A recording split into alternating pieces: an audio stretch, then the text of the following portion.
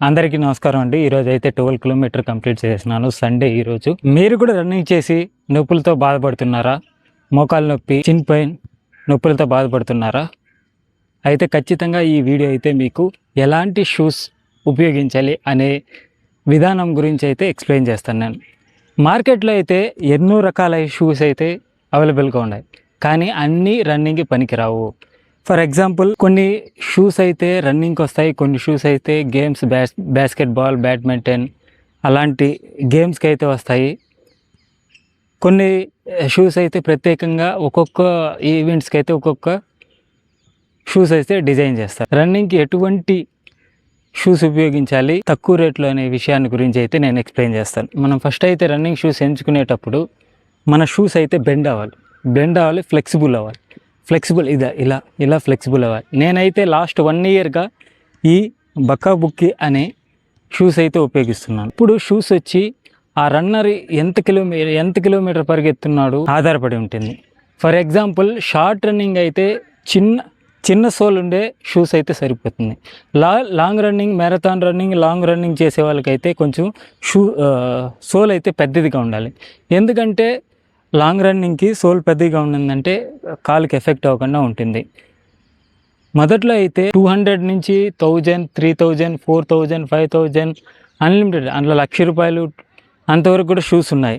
But మన middle class వాళ్ళకైతే ఒక 600, 700 పెడితే 700 అబోవ్ పెడితే మాత్రం ఖచ్చితంగా మంచి రన్నింగ్ షూస్ అయితే వస్తుంది. చూడండి, మీరు షాప్లో ఆఫ్లైన్లో కూడా పోయేసి ఒకసారి చెక్ చేయండి.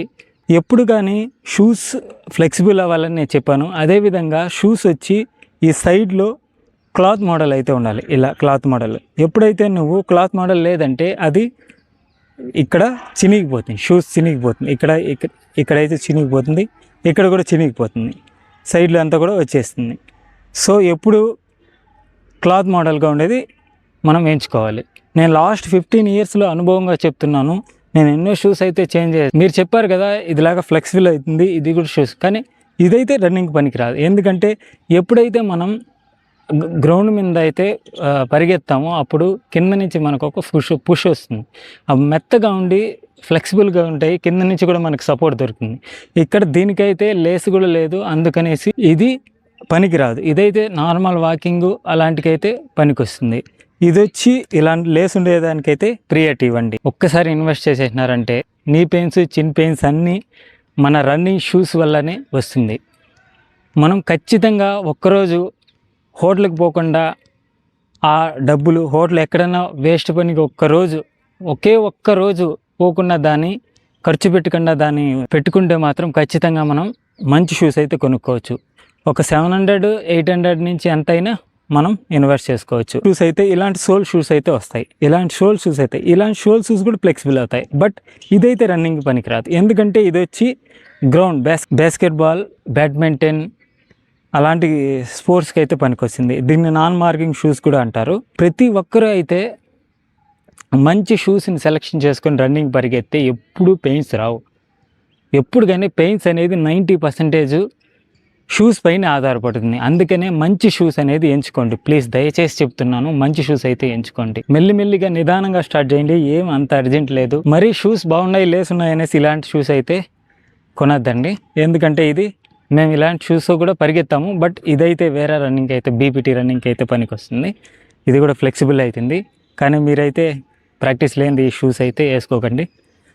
ఈ షూస్ అయితే మీరు కూడా పరిగెత్తచ్చు. ఎప్పుడు కానీ ఏ వ్యవస్థలో అయినా కానీ, ఏ జాబ్ ప్రొఫెషన్లో అయినా కానీ ఫస్ట్లో వచ్చి 0 నుంచే స్టార్ట్ చేస్తారు. ఫస్ట్ ఎవ్వరు వచ్చి హాఫ్ మ్యారథాన్, ఫుల్ మ్యారథాన్ పరిగెత్తరు. సో వారికి వచ్చి ప్రాక్టీస్ చేసి మెల్లిమెల్లిగా ప్రాక్టీస్ చేసి దాని తర్వాత వచ్చి పార్టిసిపేట్ చేసి వస్తారు. షూస్ కొనేటప్పుడు షూస్ లోపల ఇలాంటి మ్యాట్ అయితే వస్తుంది. ఇలాంటి మ్యాట్ అయితే ఖచ్చితంగా వేసుకోవాలి. ఎందుకంటే మ్యాట్ వేసుకున్నామంటే మన కాలుకి అయితే స్మూత్గా కంఫర్టబుల్గా ఉంటుంది. షూస్ కొనేటప్పుడు ఎక్కువ టైట్ కూడా ఉండకూడదు, లూజ్ కూడా ఉండకూడదు. దాన్ని అయితే మీరు చూసుకోండి. సాక్స్ని ఎంచుకునే విధానం ఎలా ఉందంటే సాక్స్ వచ్చి కొంచెం మందంగా ఉండాలి, ఇలా కొంచెం మందంగా ఉండాలి, స్మూత్గా ఉండాలి. పలచని సాక్స్ అయితే యూస్ చేయొద్దు.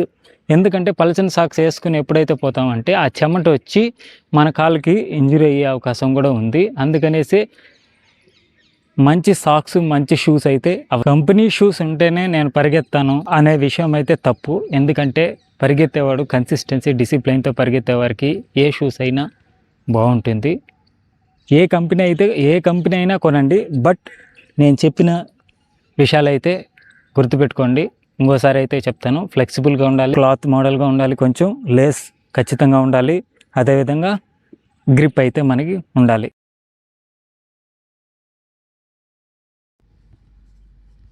షూస్ని అయితే రెగ్యులర్గా క్లీన్ చేస్తుండండి. ఎక్కువ ఎండలో కూడా షూస్ని పెట్టకూడదు. ఒక ఎండ్ని పైనుంచి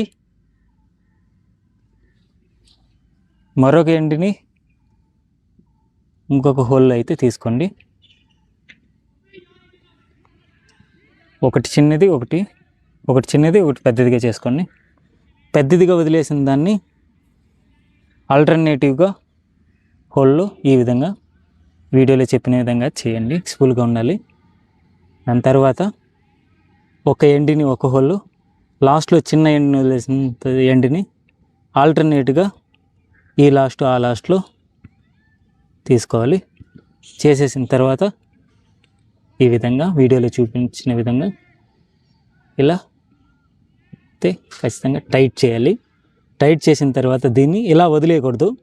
ఇలా వేసేస్తే ఖచ్చితంగా మనకి రన్నింగ్లో డిస్టర్బెన్స్ లేకుండా ఉంటుంది.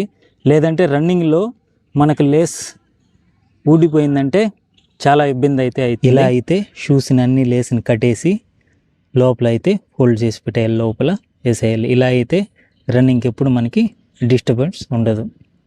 షూస్ గురించి మీకు ఏదైనా డౌట్స్ ఉంటే కమెంట్ చేయండి. ఈ ఛానల్లో నేను కేవలం రన్నింగ్ వీడియోస్ మాత్రమే కాదు, fitness, weight loss, running tips, shoes reviews, nutrition, motivation పంచుకోబోతున్నాను.